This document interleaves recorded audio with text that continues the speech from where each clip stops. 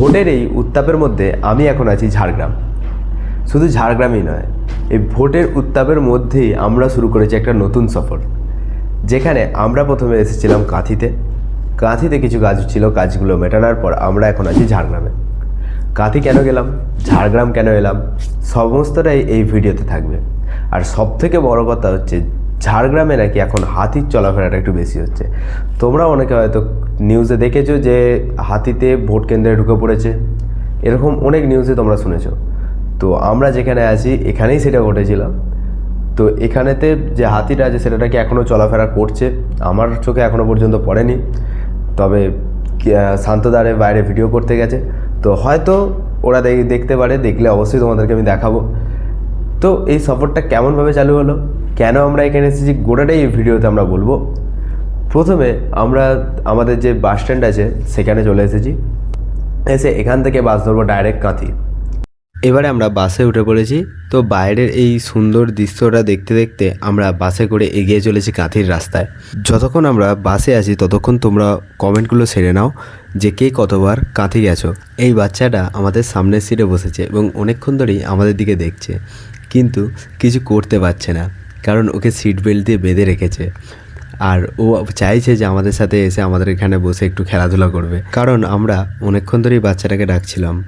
কাঁথিতে পৌঁছাবার পর এই দাদাগুলো আমাদেরকে আনতে এসেছে বাস স্ট্যান্ড থেকে এবং আমাদের যে কাজ সেখানেতে নিয়ে যাচ্ছে।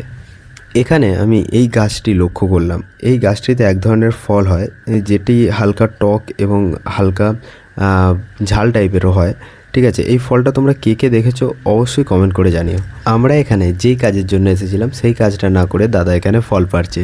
আবার গাছটা অন্য লোকের, তাদের বাড়ির সামনে গাছটা হয়েছে, তো এর ফলগুলো লুকিয়ে লুকিয়ে পারছে।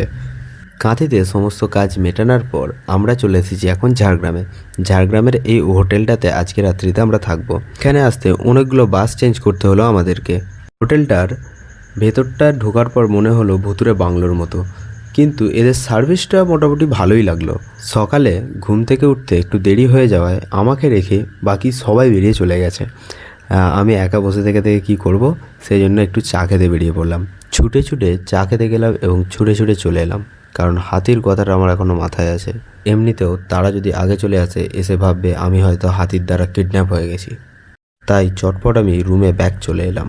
এবারেই শুরু হলো আমাদের লাস্ট দিনের মনে রাখার মতো জার্নি। আমরা গোটা ঝাড়গ্রাম ঘুরলাম এবং কি কি দেখলাম গোটাটাই তোমাদেরকে দেখাবো।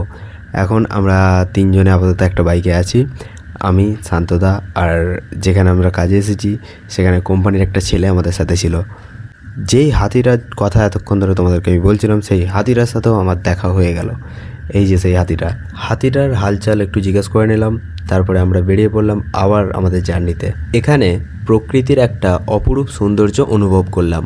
প্রথমত রোদ একেবারে নেই, মনোরম আবহাওয়া এবং দুধারে শাল ও মহুয়া গাছের বনের সারি। একমাত্র যারা এখানে এসেছে তারাই বলতে পারবে যে এখানে সৌন্দর্যটা কতটা মনোরম। আমার লাইফের বেস্ট জায়গা আমি এটাকে মনে করি।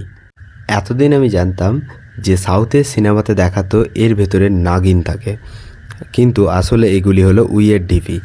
এখানের আবহাওয়াটা এমনই যে যতই ঘুরি না কেন আমাদের শরীরে কোনো ক্লান্তি ভাব আসে না, পুরোটাই যেন ফুলভাবে এনজয় করছি আমরা। তবে আমি তোমাদেরকে একটা জিনিস সাজেস্ট করব, যারা একবারও ঝাড়গ্রাম যাওনি তারা অবশ্যই একবার ঘুরে আসো আর অনুভব করে আসো প্রকৃতির নিজস্ব সুন্দরতা।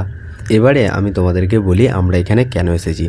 এখানে আমরা আসলে এসেছি কিছু ভিডিও শ্যুট করতে একটি কোম্পানির।